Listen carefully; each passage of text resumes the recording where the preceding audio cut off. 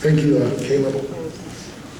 You know, throughout this rally season, you know, I was able to share some of the things that I've accomplished as a council member.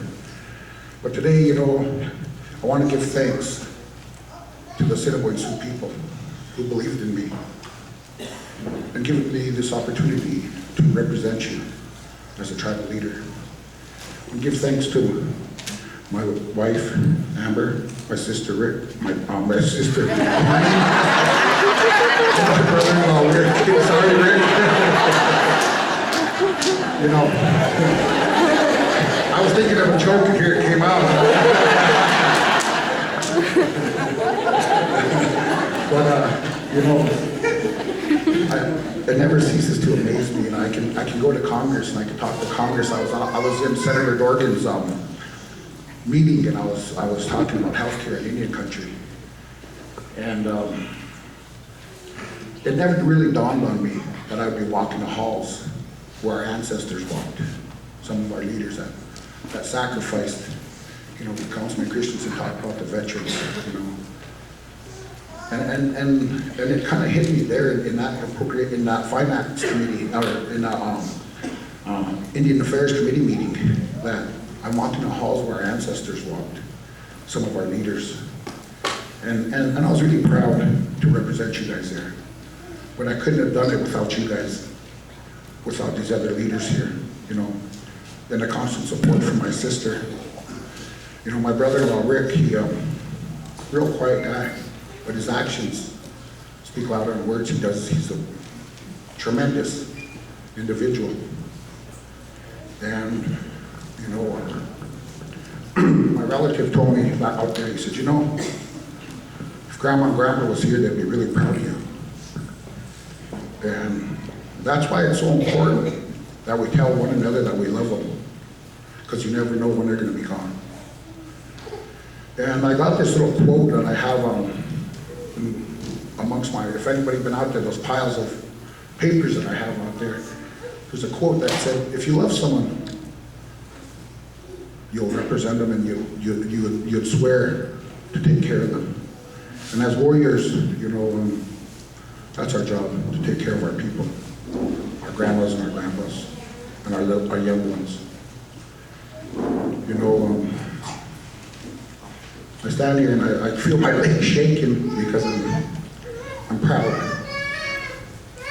to be here. You know, I'm kind of sad because, as some of you know, my mom isn't doing too good. I see Miss Peterson. It's good to see you, Faye. You know, every day I'm afraid that I might lose my mom. You know, and we all have loved ones here. And so always remember, tell them that you love them, because you never know when they're going to go. And that's why healthcare is so important to me. That's so passionate. You know, I thank Councilman Crowbelt and Councilman Azure. When I first was elected, I was put into that seat. And it was a challenge, because you all know how many dollars we get, which is literally nothing. But they don't understand the hurt that we have as Indian people when we're having our flag at half-mast. I was in DC and I was talking to the senators about seeing our flag at half-mast, and it was shared to me by an elder that we've lost 31 elders this past year. Those are grandmas and grandpas. Those are our people. That's why I'm proud to stand here and say that, you know, it's important that we go to DC.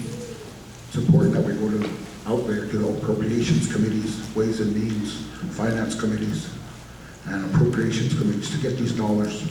You know, I want to thank Thomas Skarsgård back there. You know, he gave me an opportunity to work with the MRI project, so I know the importance of good, clean water. But not only that, I traveled with him to DC, and I know the hard work that he's put in, and people at MRI. And all the other committees, I see Henry Hedges, you know, people don't understand the importance of travel, of why we got to get these dollars, why we need better health care, why we need better water. You know, I stand here and I'm proud to stand here and say I'm a Assiniboine Sioux people. I'm a Assiniboine Sioux, and that's what I've done first before anything. I'm an enrolled member of this tribe, and I respect the votes that you guys voted for me. And I swear that I will always put my people first before myself. So with that, I want to say thank you. Good on.